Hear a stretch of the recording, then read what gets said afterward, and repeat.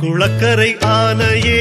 ஆனந்த நீராடியே திருமாலவன் பூஜைக்கே தாமரை பூத்தேடவே பற்றி இழுத்தது காலையே நீரில் வாழும் முதலையே சுடராழி வதமிட ஆனைக்கருள்நாதனே கரியும் போற்றும் கமல பாதம் புண்ணியம் கோடியே குறைகள் தீர்க்கும் கோபுர வாசல் புண்ணியம் கோடியே அபயம் அளிக்கும் அத்திகிரீசன் சன்னதி சேவையே உதய வேளை வணங்கி வாழ நன்னிதி சேருமே